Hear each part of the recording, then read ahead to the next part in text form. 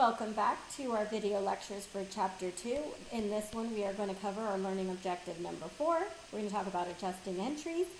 And here, what an adjusting entry does, it basically records the effect of internal events on the accounting equation.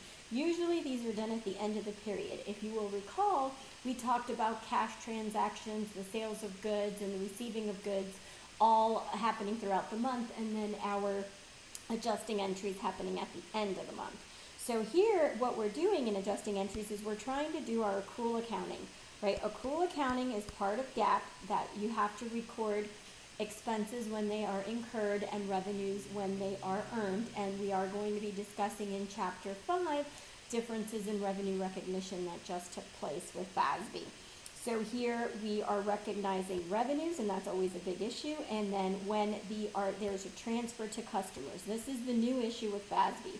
Now it's on a customer contract that we are looking at revenues.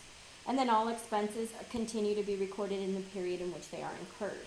So our adjusting entries, we have prepayments, accruals, and estimates. And those are the three types.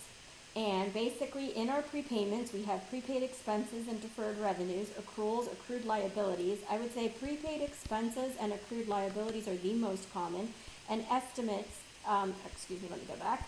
Estimates are usually depreciation and amortization, with depreciation being a very common entry that we do.